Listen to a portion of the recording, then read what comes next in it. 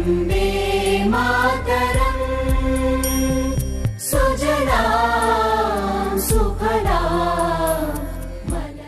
CZ classes में आपका एक बार फिर से स्वागत है। आज हम लोग एनसीईआरटी 5.2 एक्सरसाइज जो हमारी चल रही है उसमें क्वेश्चन नंबर 5 तक हमने कर लिए हैं। आज छठवां क्वेश्चन से स्टार्ट करते हैं। तो क्वेश्चन नंबर हमारा 6 ये रहा, तो लिख लेते हैं question number 6 exercise 5.2 question number 6। Starting हम कहाँ से करते हैं तो आप सबको पता है कि सबसे पहले बाई हम मानेंगे। तो यहाँ हम लोग लिखते हैं माना बाई बराबर जो भी फंक्शन हमें गिवन है उसको लिख लेते हैं cos x cube into sine square x की पावर कितना 5। तो ये हमें क्वेश्चन दे रखा है, ये क्वेश्चन हमें गिवन है। कैसे करेंगे तो हम सभी जानते हैं कि यहाँ दो निष्पत्तियाँ दे रखी हैं और दोनों के अलग अलग एंगल हैं। तो जब अवकलन किया जाता है दो निष्पत्तियाँ अलग अलग हैं तो इनमें फर्स्ट फलन और सेकंड फलन से हम लोग इसको हल करते हैं। तो पहले सूत्र लिख लेते हैं कि आखिरकार फर्स्ट फलन इंटू सेकेंड फलन का सूत्र क्या होता है। पहला तो यहाँ d upon D x first into second की अगर प्रक्रिया है तो किस प्रकार से करेंगे।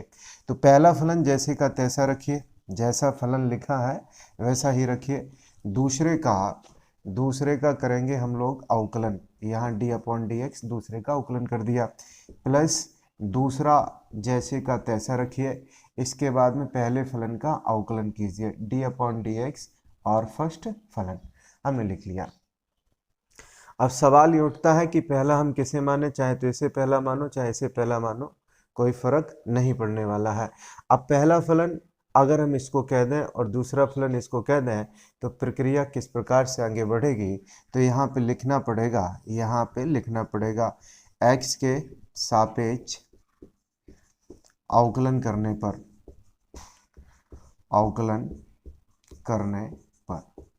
जब x के सापेक्ष अवकलन करेंगे तो y का अवकलन होगा कितना, तो y का अवकलन होगा dy अपॉन डी एक्स, हमने लिख लिया। इसके बाद में पहला फलन जैसे का तैसा रखिए, मतलब cos x क्यूब के स्थान पे cos x क्यूब लिखिए। दूसरे का अवकलन तो d upon D x sine square x की पावर 5 का अवकलन, प्लस सेकंड फलन आप इसी स्क्वायर x की पावर 5 ब्रैकेट के अंदर।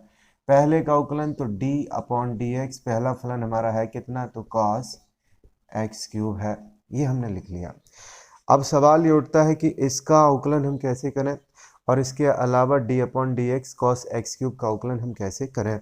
सबसे पहले इसको हम लोग देख लेते हैं, साइन स्क्वायर x की पावर 5 का अवकलन क्या होगा। तो यहाँ देखिए फॉर्मूला हमें अच्छे से पता है, क्या फॉर्मूला होता है तो हमने बताया था x की पावर n का फॉर्मूला, इसके अलावा साइन x का अवकलन। मतलब यहाँ क्या होगा तो हमसे कहा जाता है प्रश्न में x के सापेक्ष अवकलन कीजिए। तो x के सापेक्ष जब हम अवकलन करेंगे तो सबसे पहले ये देखिए निष्पत्ति के ऊपर कितनी घात है। अगर घात है निष्पत्ति के ऊपर, पावर यहाँ पे दे रखी है, यहाँ 2 दे रखी हैं, तो पावर को पहले लीनियर फॉर्म में करिए, मतलब इसकी पावर को ख़त्म करिए। तो यहाँ फार्मूला कौन सा लगेगा, तो फार्मूला वही पुराना x की पावर n, जो इसका d अपॉन डी एक्स हम निकालेंगे तो n x n माइनस 1, ये फार्मूला होता है। अब साइन स्क्वायर को जब आप रखेंगे यहाँ तो d upon D x sine square x की पावर 5, तो इसका मतलब होता है पूरे के ऊपर होल ऑफ स्क्वायर। तो 2 आपके कहाँ आगे आएंगे, तो n के स्थान पे कितना है तो 2 आगे आ गया, x के स्थान पे कितना है तो x यहाँ है, लेकिन इसकी अगर हम बात करें तो यहाँ जो x का मान है वो ये पूरा रहेगा। तो इसका मतलब ये हुआ कि साइन x की पावर 5 और क्या करें n-1 करें, तो n-1 2 में से 1 गया तो 1 मत लिखिए। अभी इसका अवकलन हो नहीं पाया है, अभी इसका अवकलन नहीं हो पाया पूर्णतः। साइन का तो हमने अभी घात हटाया केवल, अब साइन का अवकलन क्या, तो इसका आंसर अभी आगे और चलेगा। इसका अवकलन कुछ इस प्रकार से साइन x की पावर 5। कहाँ पहुँचना है तो पहुँचना है x पर, कहाँ पहुँचना है x पर। जब तक x का अवकलन हम नहीं करवा देते तब तक ये आंसर संभव नहीं है। तो यहाँ x पे पहुँचना है, अभी तो हम लोग निष्पत्ति पर ही पहुँच पाए हैं। तो अगली लाइन देखिए इसका क्या होगा, तो 2 साइन एक्स की power 5 D upon D x sine x. Sine x का हमने कल बताया था कॉस एक्स, तो इनटू यहाँ पे लिखेंगे कॉस एक्स की पावर कितनी है 5। अब निष्पत्ति का भी अवकलन हो चुका है। निष्पत्ति के बाद में जो भी आपका निष्पत्ति का एंगल रहे, निष्पत्तियां कौन होती हैं, साइन कोस टेन कोस सेक कोस सेक, ये निष्पत्तियां होती हैं। हमें पहुंचना होता है x के पास में, तो यहाँ अब अवकलन अंत में करना पड़ेगा x की पावर 5 का। अब x की पावर 5 का अवकलन किस प्रकार से करेंगे, d upon D x x की पावर 5। फॉर्मूला कौन लगेगा, तो फॉर्मूला यही लगेगा x की पावर n वाला जो होता है एन एक्स एन माइनस 1।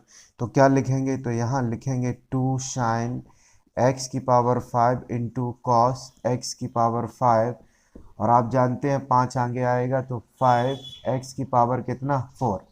तो ये हमारा प्रॉपर आंसर रहा किसका, D upon D x sine square x की पावर 5 का। इसके बाद में हम लोग कॉस एक्स क्यूब का अवकलन करेंगे, कैसे होगा तो यही हम देख लेते हैं किस प्रकार से इसमें अवकलन किया जाएगा। तो हम जानते हैं कि कॉस एक्स का जो अवकलन होता है वो माइनस के साइन एक्स होगा। तो यहाँ d upon D x cos x cube, cos x cube यहाँ पे लिखा गया है तो माइनस होगा इसका answer minus sine x cube. और एक्स क्यूब का जब आप दोबारा करेंगे तो अब आप जानकार हो गए होंगे, एक्स क्यूब का दोबारा करेंगे तो यहाँ जो घात होती है उसे आगे लिखिए और 2 में से 1 कम करिए तो 3x स्क्वायर हो जाएगा। तो अब जो दो हमारी समस्याएं थी दोनों समस्याओं को हमने सॉर्ट आउट कर लिया है, यानी कि d अपॉन डी एक्स का क्या होगा ये लिखा है। इसके अलावा d upon D x cos x cube का क्या होगा वो हमने यहाँ से निकाल लिया है। अब ऊपर देखते हैं कि इसका सॉल्यूशन आखिरकार क्या होगा, तो देख लेते हैं। अंतिम लाइन हमारी बची है, तो d अपॉन डी एक्स ये लिखा है कॉस एक्स क्यूब, इसका पूरे का मान ये लिखा गया है 5x की पावर 4। हम आगे लिख दें या पीछे लिख दें उससे कोई फ़र्क नहीं पड़ेगा। ऐसा भी कर सकते कि 5 का मल्टीप्लाई 2 से कर देते तो यहाँ पे डायरेक्ट 10 लिख देते, ऐसा ही कर लेते हैं। तो यहाँ हमने 10 लिख लिया। ये दोनों बातें हम लिखते हैं एक बार फिर से, साइन x की पावर 5 और यहाँ कॉस x की पावर कितना है 5 हमने लिख लिया। इसके अलावा प्लस का साइन यहाँ लिखा गया है साइन स्क्वायर एक्स की पावर 5 और इसका जो अवकलन है वो माइनस है, तो आप ऐसा करिए यहाँ माइनस लगा दीजिए, एक लाइन नहीं बढ़ानी पड़ेगी। तो यहाँ होगा क्या इंटू 3x स्क्वायर और इसके साथ में साइन एक्स क्यूब। ये हमारा प्रॉपर आंसर हो जाएगा क्वेश्चन नंबर 6 का। अब क्वेश्चन नंबर 7 को हम लिख, इसमें दे रखा है 2 अंडर रूट कॉट और इसके साथ में है एक्स स्क्वायर। तो हमने देखा था कि अंडर रूट एक्स का जो अवकलन होता है वो कुछ इस प्रकार से था। अंडर रूट एक्स का कैसे किया गया था आप एक बार फिर से पॉज करके वीडियो पिछले भी वीडियो देख लीजिए। ये हुआ था D upon D X under root X का 1/2 अंडर रूट एक्स। एक्स का फिर से करते हैं तो अवकलन कितना होता है एक्स का 1। क्या करेंगे तो यहाँ लिखेंगे एक्स के